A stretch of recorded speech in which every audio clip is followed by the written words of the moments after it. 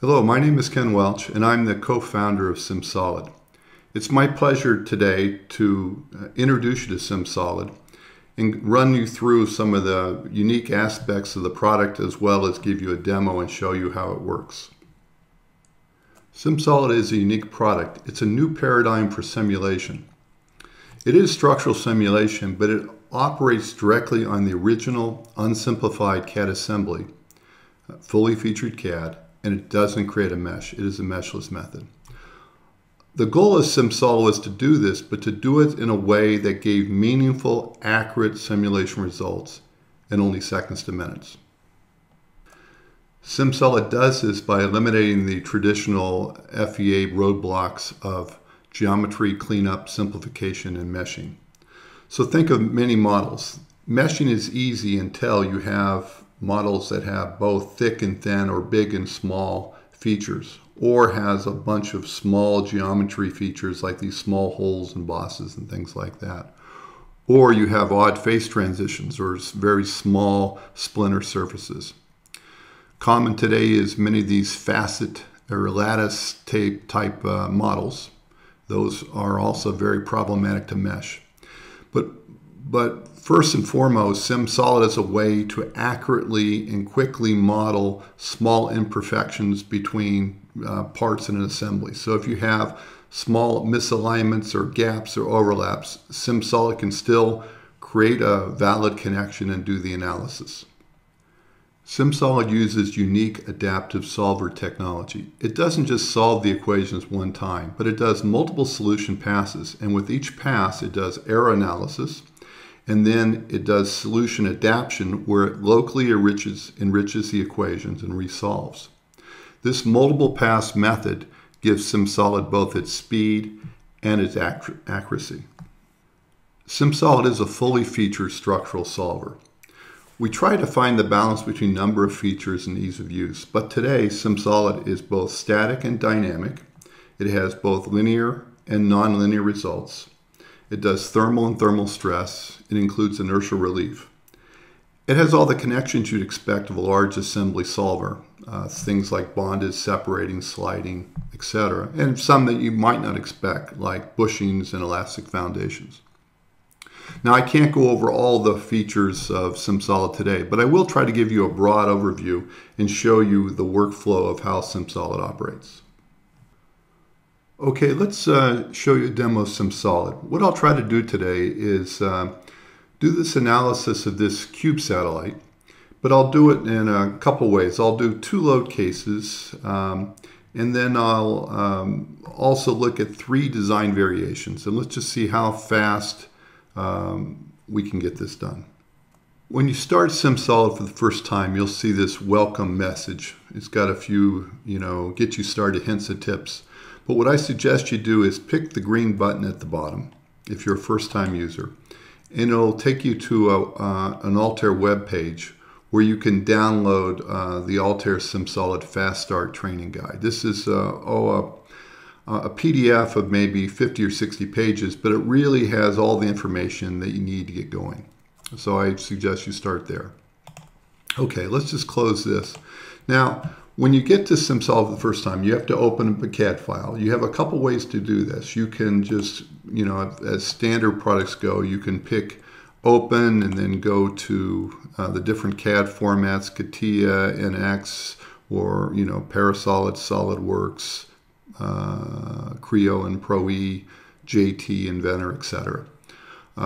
So you can bring in geometry that way, or you can get geometry through Cloud Access, and we have this little convenient cloud button here. Let's start there. So I'll pick Cloud, and I can connect to any cloud data store that I have access to. In this case, it's Onshape.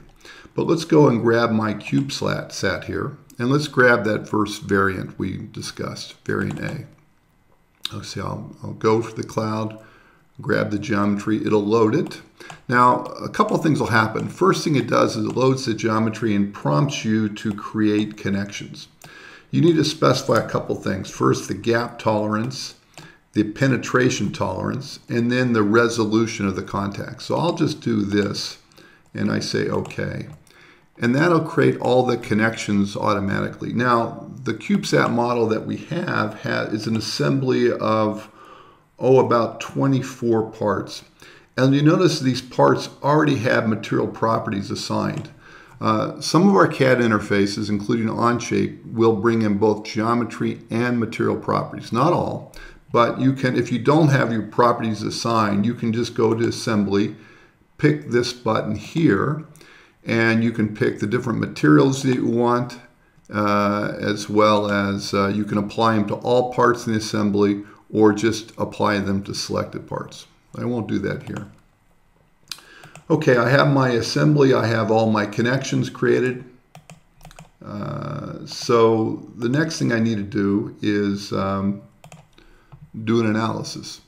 I come up here and I pick what type of analysis: structural, linear, nonlinear, modal, dynamics, etc. Let's do initially a structural linear. And let's just constrain the base. And let's just pick maybe these 4 faces: 1, 2, 3, and 4. And let's just apply a simple unit load to one of the tops. So I just say unit load. I'll pick here. I'll make it maybe -1 Newton and Z. Okay.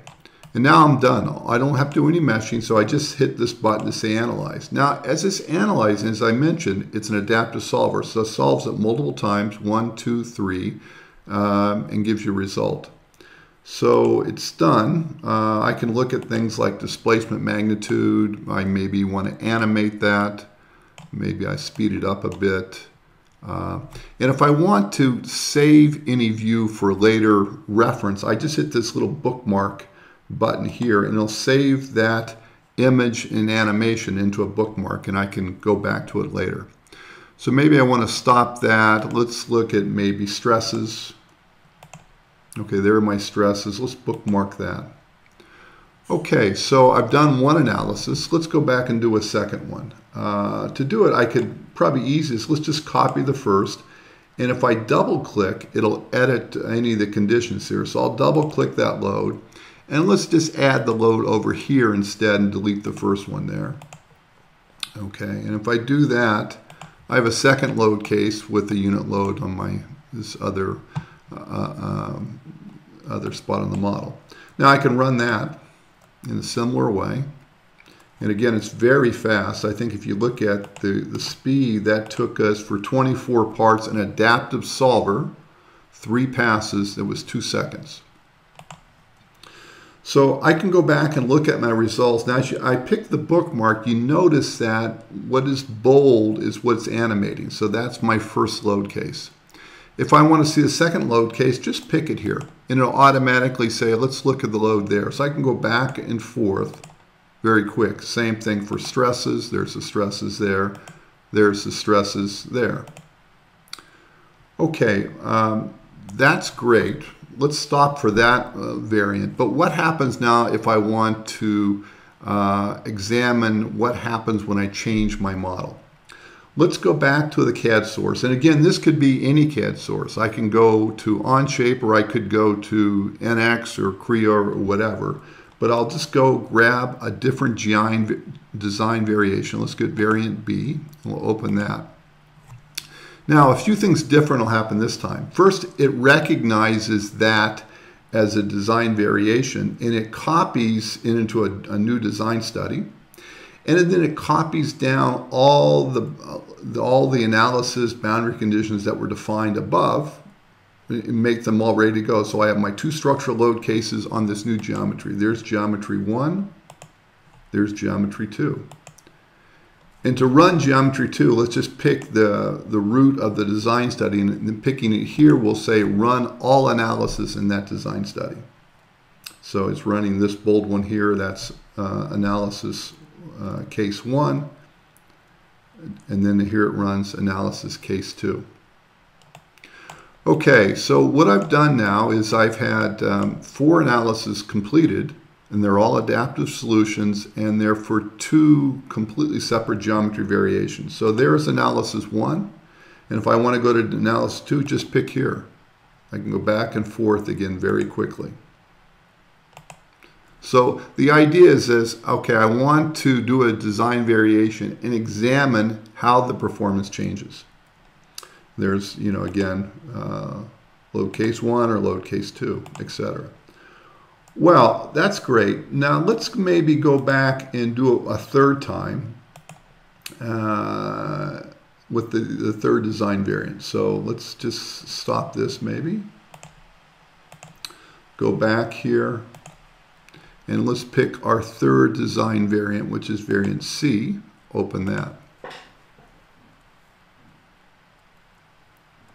And again, although the geometry is completely different, it will bring in the geometry. It examines each part individually. It compares it with the previous iterations, and it will only copy it in if it is new geometry. So in effect, what we're doing is, although we have 3 different design variants in the model, the database stays smaller relatively because we only copy in the changed states. Now I can run this one as well the same way. Analysis 1, analysis 2.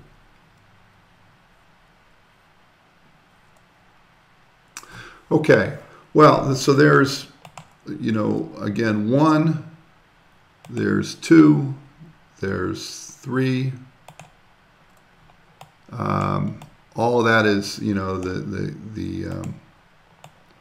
all that's done, you know, off of the 3 separate CAD sources.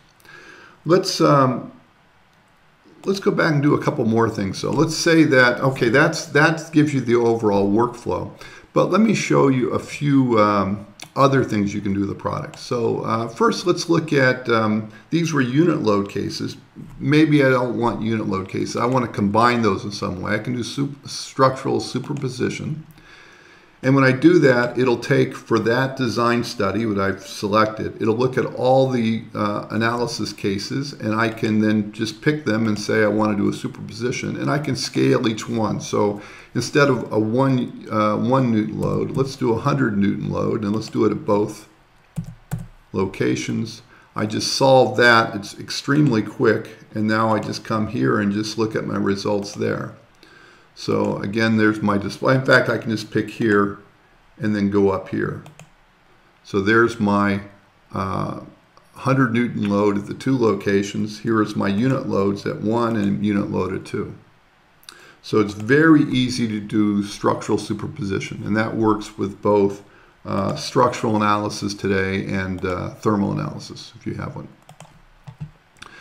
Okay, let's do one more thing. Let's do some dynamics. So I want to go and look at modal. Maybe let's solve for 20 modes. So I'll do a modal workbench. And in this modal workbench, first of all, I want to copy my fixed boundary condition at the bottom. So I can just say, pick here, I right click, and I say copy to modal.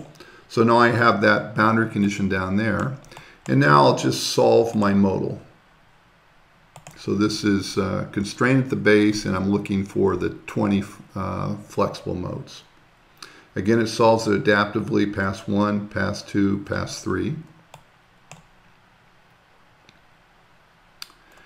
And now what I can do is I can look at the mode shapes. Now I can do this in a couple of ways. I can just say, look at my modes, and I can animate them like you'd expect.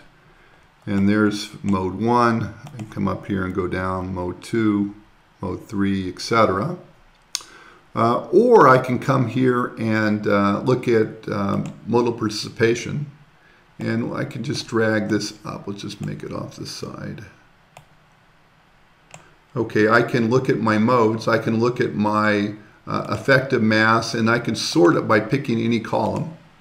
And as I pick the columns, I can also show a histogram, etc. And if I want to change my mode, so I can just pick the mode here. So it's very quick to go between different mode shapes.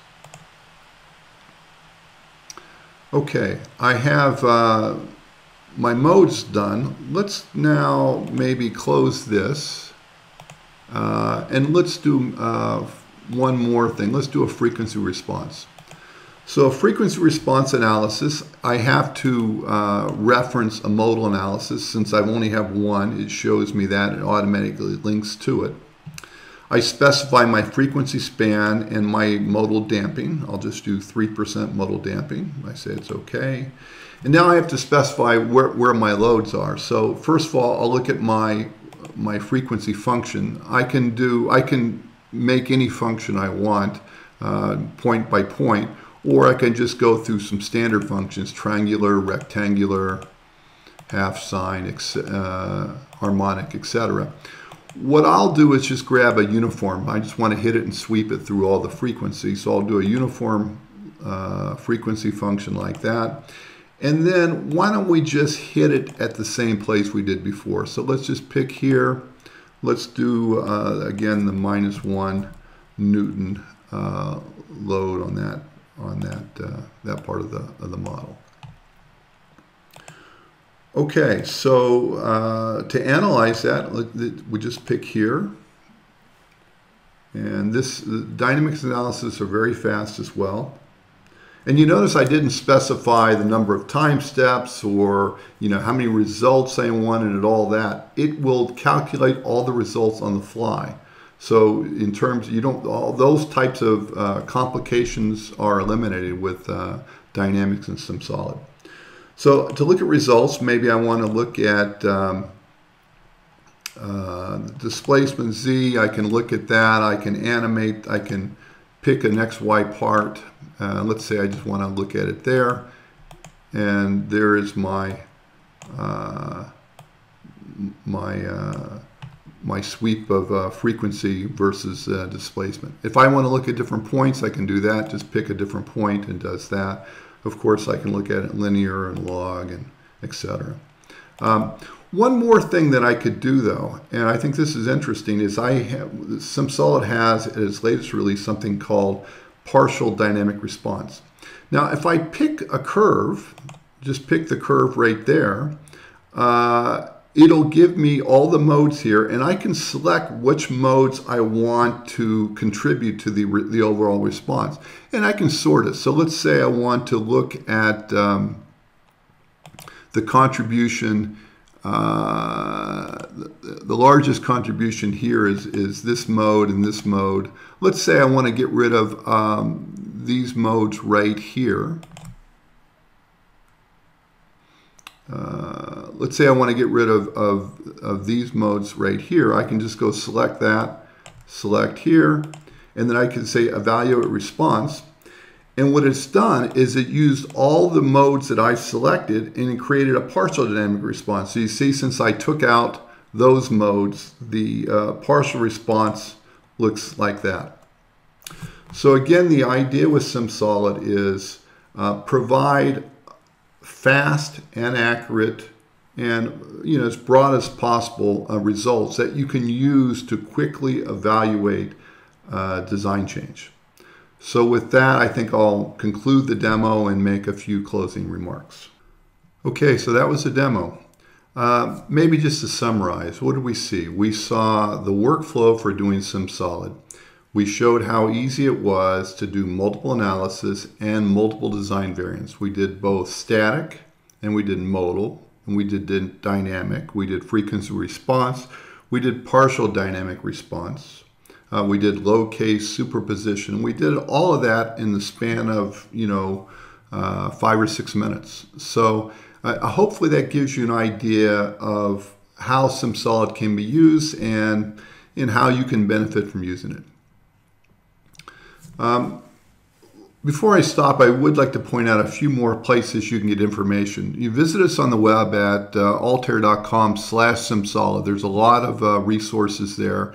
You can also go to our YouTube channel and see other videos like this.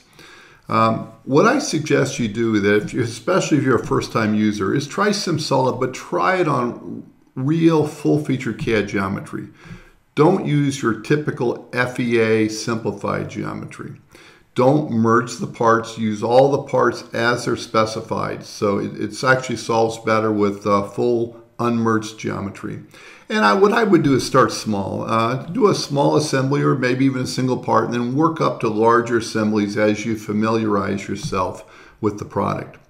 Finally, if you want to compare it with your existing FEA solution, what's important to do is compare apples to apples. So don't compare shells or different boundary conditions or different type of connection conditions. When you compare it, make sure you're doing it with solid. SimSolid is only a solids-based solution, and make a similar comparison. I think what you'll find is that SimSolid will give you the same or even better results, but it'll do it in a fraction of the time. So with that, thank you for your attention, and I invite you to try SimSolid for yourselves.